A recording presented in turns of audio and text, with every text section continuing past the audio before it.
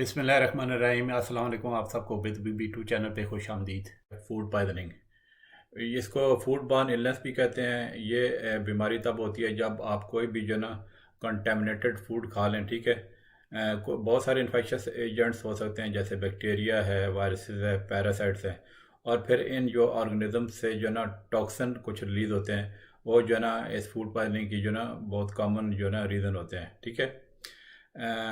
फिर जो infectious organism और जो उनके टॉक्सिन होते हैं, वो जो है ना किसी भी पॉइंट पे ना जो है ना आपकी फूड जो होती है उसको कंटेमिनेट कर सकते हैं। मिसाल के तौर पे जब फूड प्रोसेस होती है या प्रोड्यूस होती है, ठीक है।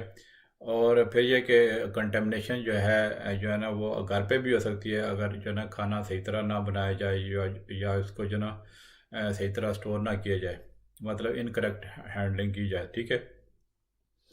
और इसकी जो फूड पॉइजनिंग की सिम्टम्स आमतौर पे चंद घंटों में स्टार्ट हो जाती हैं, जब भी आप कोई ऐसी जो है ना खुराक खा लें, ठीक है। जिसमें जो है ना मतलब आपको मतली आ सकती है, उल्टी आ सकती है, पेचिश लग सकते हैं, ठीक है। और आमतौर पे जो फूड पॉइजनिंग बहुत ज़्यादा केसेस में जो है ना वो माइल्ड ही होती है, और जो है ना चंद घंटों में या चंद दिनों में आराम आ जाता है। लेकिन यह कि कुछ केसेस में जो है ना ये बहुत फूड पॉइजनिंग सीरियस हो सकती है, और जो है ना बंदे को इमरजेंसी में अस्पताल भी ले जाना पड़ सकता है। अब मैं सबसे पहले तो इसकी मैं अलामात यानी सिम्टम बताऊंगा आपको। ये बेसिकली वो डिपेंड करता है ना कि आपकी जो ना कंटेमिने जो फूड है वो किस वजह से जो है मतलब क्या सोर्स है कंटेमिनेशन का, ठीक है। और ज़्यादातर जो फूड पॉइजनिंग की जनरली मतलब एक तरह की सिम्टम होती हैं। मतलब मिसाल के तौर पे मतली आ सकती है, उल्टी आ सकती है, पेचिश लग सकते हैं। पेचिश बिल्कुल पानी की तरह भी हो सकते हैं और उसमें खून भी आ सकता है। फिर आपके पेट में दर्द हो सकता है और टीसें उठ सकती हैं, बुखार भी हो सकता है। तो ये मतलब जो है ना ऐसा है ना कि ये जो सिम्टम्स है ना, कभी जो मैंने सिम्टम बताई हैं इसमें से कोई एक हो सकता है सारी आपको सिम्टम हो जाए, और हो सकता है सिर्फ आपको उल्टी हो जाए या सिर्फ आपको पेचिश लग जाए, ठीक है। और जैसा कि मैंने शुरू में बताया कि वो चंद घंटों में स्टार्ट हो सकती है सिम्टम, जो है ना आप कोई ऐसी जो है ना जो खुराक खा लें जो जो है ना सही साफ़ ना हो, ठीक है। और फिर ये कि कुछ कुछ ऑर्गेनिज्म ऐसे होते हैं जो आप मतलब वो आपकी उसमें ऐसी खुराक में मतलब हों जो कंटामिनेटेड हो, तो उसकी सिम्टम जो है ना कुछ दिन और कुछ हफ्तों के बाद भी स्टार्ट हो सकती है। मतलब ये डिपेंड करता है कौन सा जो है ऑर्गेनिज्म, ठीक है, आपको इन्फेक्ट कर गया है। और जो जो इसकी जो फिर यह है कि आमतौर पे जो इसकी सिम्टम जो है ना चंद घंटों तक रह सकती हैं, और फिर कुछ लोगों में चंद दिन भी लग सकते हैं, बल्कि ज़्यादा दिन भी लग सकते हैं प्रॉपर ठीक होने में। तो अगर तो आपको थोड़ी सी डेंजरस वाली सिम्टम हो जाएं, जो मैं अभी बताऊंगा, तो फिर तो आपको फौरी तौर पे हॉस्पिटल जाना चाहिए। जिसमें मिसाल के तौर पे आप बहुत ज़्यादा आपको उल्टियाँ आ रही हैं, ठीक है, ये मतलब आप जो भी आप खाते पीते हैं वो बिल्कुल बाहर आ जाता है, ठीक है। और फिर यह कि आपके जो है ना उल्टी में अगर खून आना शुरू हो जाए, या आपके जो है ना लूज मोशन लगे हों उसमें खून आ जाए, अगर डायरिया 3 दिन से ज़्यादा आपको हो गया है, ठीक है, तो नहीं आराम आ रहा आपके जो है ना, तो फिर आप ज़रूर रब्ता करें मेडिकल जो है अथॉरिटी से। फिर यह कि बहुत ज़्यादा अगर आपके पेट में दर्द हो, क्रैम्पिंग हो रही हो, टीसें मतलब उठ रही हो, ठीक है, या आपका जो बुखार हो गया हो 100.4 डिग्री से मतलब 38 डिग्री से ज़्यादा बुखार हो, तो उस सूरत में भी आपको डॉक्टर से रिव्यू करना चाहिए। तो फिर यह कि साइन सिम्टम जो डिहाइड्रेशन की जो सिम्टम होती हैं, मतलब ज़ाहिर है आपके जिस्म से पानी और नमकियात निकल जाते हैं, तो डिहाइड्रेशन की बहुत प्रॉब्लम हो सकती है। जिसमें आपको बहुत ज़्यादा प्यास लग सकती है, आपका मुंह बिल्कुल ड्राई हो सकता है, आपका यूरिन बिल्कुल कम हो जाता है या बिल्कुल ही आना बंद हो जाता है, बहुत ज़्यादा कमज़ोरी हो जाती है, चक्कर आना अगर शुरू हो जाए, ठीक है। या फिर आपको कोई न्यूरोलॉजिकल सिम्टम जैसे आपकी जो ना ऐसे नज़र धुंधली शुरू हो जाए, आप पट्ठों में वीकनेस हो जाए, बाजू वगैरह में टिंगलिंग सेंसेशन, मतलब इस तरह की लगे कि जैसे वो चूंटियाँ सी चाह रही हैं, तो वो फिर आपको ये जो इस तरह की सिम्टम्स हैं ये थोड़ी डेंजरस होती हैं, तो आपको सूरत में डॉक्टर से ज़रूर रब्ता करना चाहिए। अब मैं इसकी कॉजेज़ मैं आपको बताऊंगा, ठीक है। वो जो मैंने बताया ना, जैसे पहले कंटेमिनेशन जो फूड है, मतलब जो है ना उसमें वो किसी भी पॉइंट में हो सकती है। मतलब जब आप फूड ग्रो करते हैं, हार्वेस्ट करते हैं, या फिर प्रोसेसिंग जब फूड की होती है, जब स्टोरिंग होती है, ठीक है। और या फिर यह जब फूड की जब आप सप्लाई होती है, शिपिंग मतलब, या फिर ये इवन आप खाना बनाने में अगर बेहतियाती हो जाए, ठीक है, तो ये भी मतलब जो है ना किसी भी वजह से मतलब ये कंटेमिनेशन हो सकती है फूड में। फिर यह है कि क्रॉस कंटेमिनेशन होती है, मतलब यह है कि आप जो जो भी किसी भी फूड में जो जो नुकसान पहुंचाने वाले जरासीम हैं वो एक सरफे से दूसरी पे वो लग जाएं, ठीक है। ख़ास तौर पे जब आप जो बिल्कुल रॉ फूड्स होती हैं, जैसे रेडी टू ईट जो फूड्स होती हैं या सैलड्स वगैरह होते हैं, तो वो एक से दूसरी मतलब जो है ना उसमें ट्रांसफ़र हो सकते हैं कि मतलब जो है ऑर्गेनिज्म जो है एक खुराक से दूसरी में, ठीक है। मतलब स्पेशली ख़ास तौर पे अगर आप वो बिल्कुल वो जो है ना वो उनको एक तरह का वो कर दें, बिल्कुल करीब मिक्स कर दें, ठीक है। मतलब ये है कि अगर सलाद में कुछ जरासीम हो गए तो वो सालन में मिक्स हो सकते हैं, ये मैं बात करना चाहता हूँ, ठीक है। और ख़ास तौर पे ये सलाद जो है ना वो चूँकि प्रॉपर्ली कुक नहीं होता है, तो फिर यह है कि जो उसमें जो भी हार्मफुल बैक्टीरिया मतलब जो है बैक्टीरिया वास्ते जो भी हैं वो उनको डिस्ट्रॉय नहीं किया जा सकता खाने से पहले, तो वो जो है ना फूड पॉइजनिंग का बायस बन सकते हैं। इसमें बहुत सारे वैसे बैक्टीरिया आते हैं, जो है वायरसेस भी आते हैं, फिर पैरासाइट्स आते हैं जो फूड पॉइजनिंग करते हैं। इस पे तो अगर मैं सारे हर बैक्टीरिया और वायरसेस पे बात करना शुरू कर दूँ तो वीडियो कई घंटों की हो जाएगी, ठीक है। तो उसमें मतलब जो है ना कि वो अलग भी वीडियोस बन सकती हैं। बहरहाल मैं छोटे आपको मुख्तसरन कुछ बता देता हूँ कि जैसे मिसाल के तौर पे जरासीम होते हैं, कंपाइलोबैक्टर होता है, क्लोस्ट्रीडियम बोचुलिनिज्म होता है, क्लोस्ट्रीडियम प्रोफरेंजिस, इकोलाई, जार्डिया, हेपेटाइटिस ए, ठीक है। हेपेटाइटिस ए पे तो मेरे इस चैनल पे वीडियो ऑलरेडी मौजूद है, वो आप देख सकते हैं। तो ये भी हेपेटाइटिस ए मतलब फूड पॉइजनिंग से हो सकता है। फिर एक लिस्टीरिया होता है जो है ना वो काफ़ी डेंजरस हो सकता है, ठीक है। ख़ासतौर पे अनपास्चराइज्ड मिल्क और जो है ना रॉ जो है ना वो मीट्स वगैरह उसमें ये होता है, ठीक है। फिर नोरो वायरसेस होते हैं, नॉर्वेक जो है मतलब नॉर्वेक लाइव वायरसेस उसका दूसरा नाम है। रोटा वायरस हो सकता है जो कॉमन काज है डायरिया की, साल्मोनेला हो सकता है, शिगेल्ला, स्टेफिलोकोकस ऑरियस, विब्रियो वल्निफिकस हो सकता है। तो ये बहुत सारे जरासीम हैं मतलब जिसमें बैक्टीरिया वायरसेस या पैरासाइट शामिल हैं जो आपकी फूड पॉइजनिंग काज कर सकते हैं, ठीक है। फिर इसमें आपको मैं थोड़े रिस्क फैक्टर बताता हूँ कि रिस्क फैक्टर ये है कि जब आप ये मतलब आपकी ये फूड पॉइजनिंग कितनी डेंजरस होती है ये डिपेंड करता है कि कुछ ऐसे फैक्टर, मिसाल के तौर पे अगर बड़ी उम्र के बंदे को जो है फूड पॉइजनिंग हो जाए, तो चूँकि जो है ना ओल्ड एज में इम्यून सिस्टम थोड़ा कमज़ोर हो जाता है, तो उनमें सिम्टम ज़्यादा हो सकती हैं, ठीक है, ख़तरनाक हो सकती हैं। या फिर कोई खातून प्रेग्नेंट है, ठीक है, तो वो जो है ना उसकी जो है ना जो कि मेटाबॉलिक सिस्टम और सर्कुलेशन जो है ना वो चेंज हुआ होता है, तो उसमें जो है ना वो फूड पॉइजनिंग का रिस्क बढ़ जाता है, ठीक है। और मतलब यानी कि सिम्टम ज़्यादा हो सकती हैं। फिर यह कि इवन जो होने वाला बच्चे को भी सिम्टम हो सकती हैं, ठीक है। फिर यह कि जो बच्चे छोटे बच्चे होते हैं, इन्फेंट्स होते हैं मतलब, तो उनका चूँकि इम्यून सिस्टम डेवलप नहीं होता तो उनको भी सिम्टम ज़्यादा होने का खतरा होता है। फिर या फिर किसी को क्रोनिक प्रॉब्लम लगी है, जैसे जो मिसाल के तौर पे एक बंदा शुगर का मरीज़ है, कोई जिगर की बीमारी है, एड्स लगी हुई है, ठीक है, या कोई ऐसी बीमारी की वजह से जो कीमोथेरेपी या रेडिएशन थेरेपी ले रहे हैं, ठीक है, तो वो आपके जो है ना क़ुव्वत मुदाफ़अत सूरतों में मतलब इन सिचुएशन में कमज़ोर हो जाती है, तो फिर जो है ना कि आपको ज़्यादा फूड पॉइजनिंग की सिम्टम हो सकती हैं। अब मैं इसकी मैं कॉम्प्लिकेशन बता देता हूँ, ठीक है, कि क्या क्या पेचीदगियाँ हो सकती हैं, ठीक है।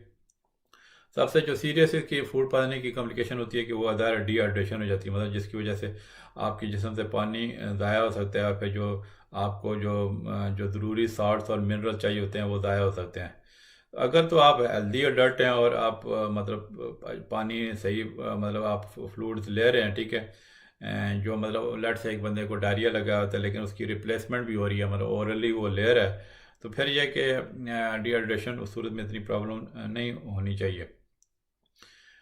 लेकिन यह है कि जैसे मैंने बताया कि जो बिल्कुल यंग बच्चे होते हैं या बहुत बूढ़े लोग हैं, या ठीक है, या जो भी किसी वजह से जिनका इम्यून सिस्टम सप्रेस हुआ हुआ है, तो वो जो है ना उनको ज़्यादा डिहाइड्रेशन होने का चांस होता है, ठीक है। तो ऐसे लोगों को जो है ना जो मतलब सीवियर डिहाइड्रेशन का शिकार होते हैं किसी वजह से, उनको हॉस्पिटल ले जाना चाहिए और ताकि उनको इंट्रावीनस फ्लूइड दिए जा सकें, ठीक है। बहुत ज़्यादा एक्सट्रीम डिहाइड्रेशन हो जाए तो वो बहुत ख़तरनाक मतलब जानलेवा भी साबित हो सकती है।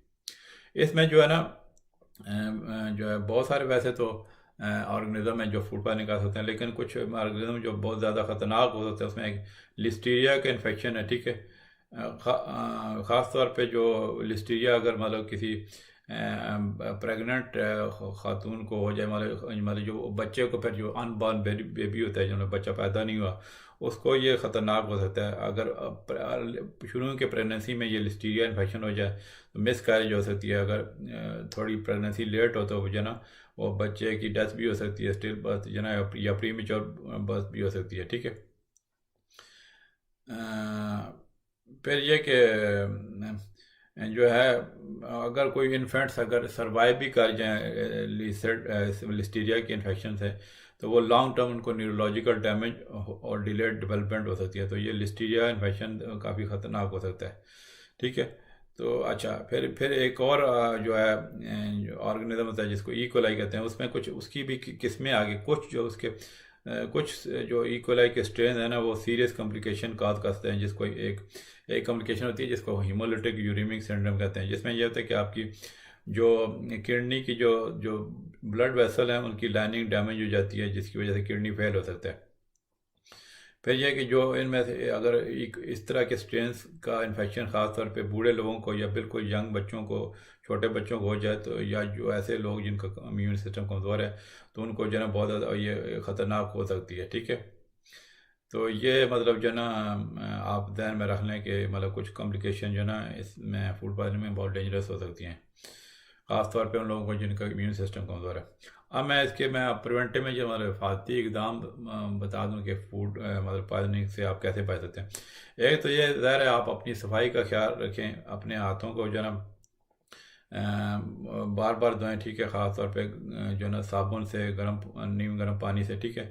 जो है ना खाना बनाने से और खाने के बाद, खाना खाने से भी पहले धोएं और खाने के बाद भी धोएं, ठीक है। और जो लोग जो खाना बना रहे होते हैं उनको तो बहुत ज़्यादा एहतियात करनी चाहिए, ताकि दूसरों को इन्फेक्शन पास ऑन ना हो जाए, ठीक है। फिर आप बर्तन को जो खाने के बाद आपने जो ना वो अपने बर्तनों को अच्छी तरह धोएं, ठीक है। और जो भी आपकी कटिंग बोर्ड हैं या जो भी सरफेस आप यूज़ करती हैं खाना बनाने के लिए, तो वो अच्छी तरह उनको धोएं, साफ होनी चाहिए, ठीक है।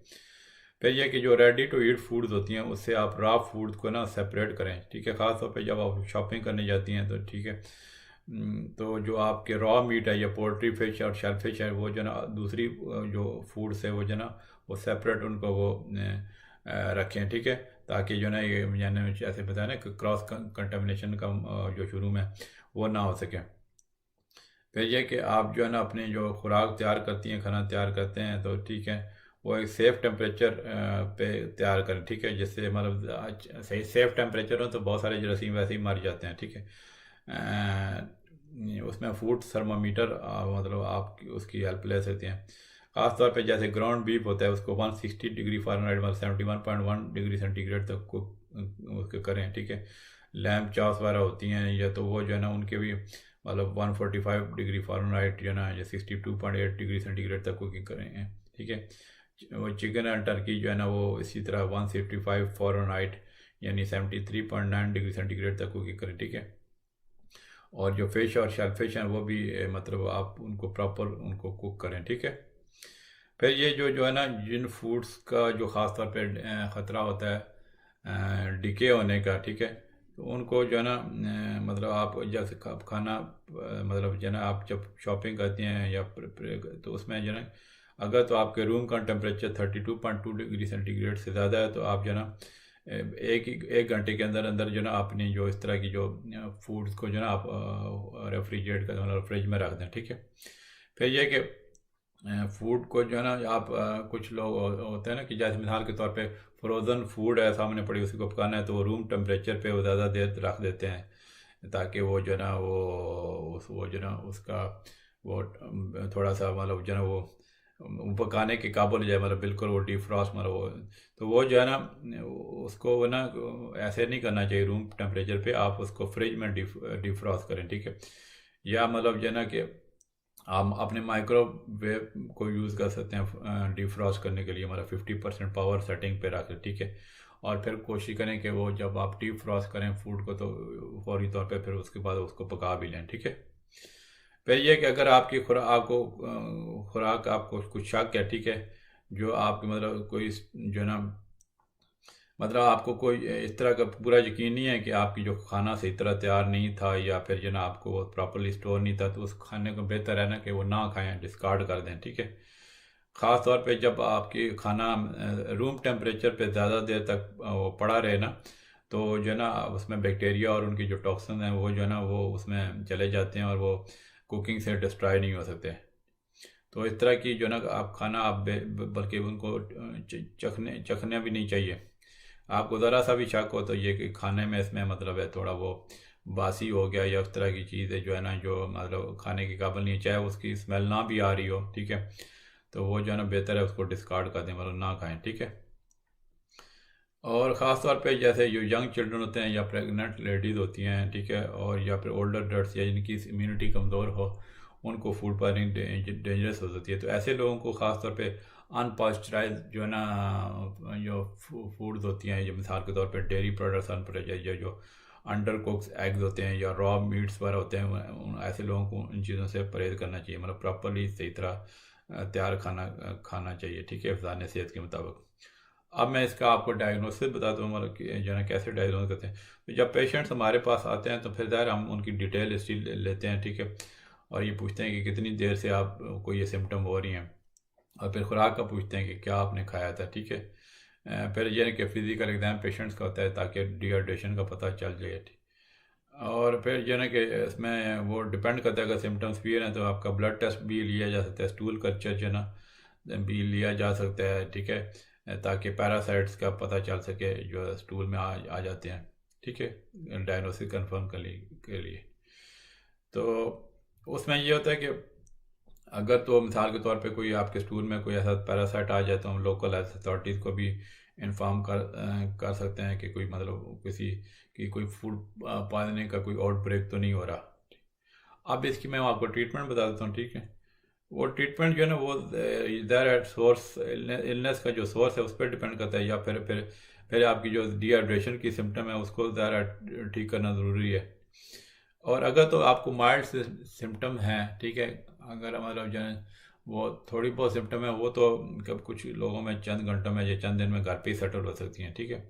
लेकिन कुछ फूड पॉइजनिंग जो है ना वो उसकी जो सिम्टम बहुत लंबे ज़्यादा दिनों तक चलती हैं।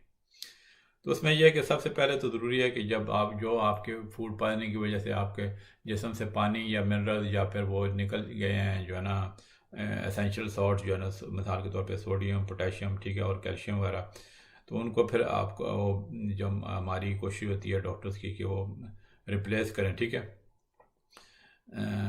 जो ख़ास तौर पे जो जिनको बार बार उनको जो डायरिया हो रहा है, ठीक है, या वॉमिटिंग हो रही है, ठीक है, और ऐसे लोगों को मतलब जिनको बहुत ज़्यादा डायरिया हो या वॉमिटिंग हो रहा हो, मतलब बिल्कुल जो भी थोड़ा बहुत खाएं तो वो बाहर आ जाए, तो फिर जिनको उनको बेहतर है एडमिट करके ना उनको आईवी ड्रिप्स लगा दें, ठीक है, ताकि वो डिहाइड्रेशन में ना जाए। फिर यह कि कुछ ख़ास किस्म के जो बैक्टीरिया हैं अगर उनका डायग्नोज प्रॉपरली हो जाए, मिसाल के तौर पे जो लिस्टीरिया का मैंने बताया जो डेंजरस इन्फेक्शन है जो कि प्रेग्नेंट लेडी को हो गया, बच्चे को इन्फेक्ट कर सकता है, तो उसमें फिर इंट्रावीनस एंटीबायोटिक देते हैं जब वो पेशेंट हॉस्पिटलाइज होती हैं, ठीक है। तो ताकि ये ना कि वो फिर आगे मतलब अगर बिल्कुल टाइम पे एंटीबायोटिक ट्रीटमेंट मिल जाए ऐसी ख़वातीन को जिनको लिस्टीरिया का इन्फेक्शन है, तो वो जो है ना वो ख़तरनाक कॉम्प्लिकेशन से बच सकती है, मतलब बच्चे को जो है ना, ताकि वो प्रॉब्लम ना हो। तो लेकिन ज़्यादातर केसेस में जो नॉर्मल किस्म की मतलब जो छोटी मोटी काजेज़ होती हैं तो उसमें एंटीबायोटिक की कोई ज़रूरत नहीं होती है, क्योंकि ठीक है। और फिर यह कि जो है अगर तो पेशेंट को किसी को बहुत ज़्यादा डायरिया लगा हुआ है, ठीक है, बहुत ज़्यादा नहीं भी मिसाल के तौर पे है, तो लेकिन यह है कि उसमें खून नहीं आ रहा और जो उनको बुखार नहीं है, तो फिर यह है कि कुछ मेडिसिन आती हैं, जैसे बहुत कॉमनली मेडिसिन आती है लोपरामाइड के नाम से, इमोडियम जो कैप्सूल आते हैं, ठीक है, तो वो अब दिए जा सकते हैं। मतलब ये लेकिन ये इमोडियम कैप्सूल अब सूरत में नहीं देने कि अगर पेचिश में खून आ रहा हो, ठीक है, या फिर आपको बहुत ज़्यादा बुखार हो, ठीक है, तो इमोडियम के अलावा फिर एक बिस्मस सबसेलिएट जो ना जो पेप्टोबिस्मोल जो है ना के नाम से आती है वो दवाई दे सकते हैं, ठीक है। अब मैं कुछ आपको घरेलू टोटके मतलब लाइफस्टाइल और होम रेमेडीज मतलब बता देता हूँ, ठीक है। तो उसमें यह है कि जब आपको इस तरह की फूड पॉइजनिंग, आमतौर पे जो ना कि पेशेंट ज़्यादातर केसेस में 48 आवर्स के मतलब 2 दिन के अंदर ठीक हो जाते हैं, ठीक है। लेकिन ये कि मतलब आपको डिहाइड्रेशन और बचाने के लिए, अपने आप को कंफर्ट रखने के लिए, तो कंफर्टेबल रखने के लिए, तो वो जो है ना, आप अगर फूड पॉइजनिंग आपको हो गई है तो वो आप चंद घंटों के लिए ना आप बिल्कुल कुछ ना खाएं, ठीक है। और फिर ये ना कि कोई ऐसे उस तरह की फिजी ड्रिंक्स वगैरह भी ना पिए, ठीक है। मतलब फिर ये कि आप आइस चिप्स जो है ना उनको कर सकते हैं, और छोटे छोटे जो है ना मतलब पानी के घूंट, स्मॉल सिप्स आप ले सकते हैं। मतलब मिसाल के तौर पे आप फिर ये है कि जो क्लियर सोडा है वो ले सकते हैं, क्लियर ब्रॉस ले सकते हैं, या जो स्पोर्ट्स ड्रिंक आते हैं, लेकिन बस शर्त ये होनी चाहिए कि उसमें कैफीन ना हो, मतलब नॉन कैफिनेटेड स्पोर्ट्स ड्रिंक ले सकते हैं। फिर ये कि ORS के सोल्यूशन आते हैं वो आप ले सकते हैं, मतलब अगर आपको डिहाइड्रेशन की सिम्टम या डायरिया ज़्यादा है, ठीक है। मतलब ये कि आपको पता चल जाएगा ना कि आपको यूरिन बिल्कुल नहीं आ रहा या बहुत ज़्यादा डार्क हो गया है, तो आपका बिल्कुल होंठ खुश्क है, तो बेहतर है ORS तो लेना पड़ेगा ऐसी सूरत में। फिर कुछ केसेस में वो डॉक्टर प्रोबायोटिक्स से रिकमेंड करते हैं। ये प्रोबायोटिक्स और एंटीबायोटिक्स में आप अपने आप को कंफ्यूज ना करें, ठीक है। जो है ना, फिर यह है कि जब थोड़ी सी आपको लगता है सिम्टम्स बेहतर हो रही हैं, तो फिर आपको ब्लैंड फूड में लो फैट जो है ना फूड, जो है ना जो जो इजीली डाइजेस्ट फूड हो जाती हैं, जैसे सोडा क्रैकर होते हैं, टोस्ट होता है, जेलेटिन। फिर केला खा सकते हैं, चावल मतलब उस तरह मतलब खिचड़ी खा सकते हैं जो कॉमनली वो बताई जाती है जब इस तरह के केस में, ठीक है। तो अगर इनके बावजूद फिर आपको मतली शुरू हो जाए, तो फिर आप थोड़ी देर फिर स्टॉप कर लें ईटिंग को। फिर ये कि मतलब इस दौरान जब आपको फूड पॉइजनिंग हुई हो, इस तरह की सिम्टम लगी हो, तो जो डेयरी प्रोडक्ट्स होते हैं, कैफीन या अल्कोहल या निकोटीन जो है, और जो ज़्यादा फैट प्रोडक्ट्स होते हैं, उनको आप बेहतर अवॉइड करें उस दौरान, जब तक आप प्रॉपरली मतलब सही तरह ठीक नहीं हो जाते, ठीक है। तो फिर यह है कि ज़ाहिर है आपको रेस्ट भी करनी चाहिए, क्योंकि जो आपकी जो इलनेस बीमारी लगी हुई है या डिहाइड्रेशन की वजह से आपको सिम्टम्स जो है ना, ये जो है ना इस तरह की जो काफ़ी कमज़ोर कर सकती हैं, तो रेस्ट भी बहुत ज़रूरी है। तो ये थी जनाब मेरी वीडियो इसके फूड पॉइजनिंग के बारे में। उम्मीद है आपको वीडियो पसंद आई होगी। अगर आप इसके बारे में कोई क्वेश्चन है तो ज़रूर कमेंट्स में पोस्ट कीजिए। मेरे चैनल पे वैसे अभी तक मैंने काफ़ी मेडिकल वीडियोस अपलोड कर दी हैं, उर्दू में भी, इंग्लिश में भी। तो अगर आपको या आपके कोई रिलेटिव को, दोस्त को कोई ऐसी बीमारी लगी हुई है जिसकी अभी तक वीडियो मौजूद नहीं है, तो ज़रूर कमेंट्स में लिखें। इंशाल्लाह जैसे ही मुझे टाइम मिला उसके बारे में ज़रूर वीडियो अपलोड करूँगा। ओके जी, अल्लाह हाफिज़।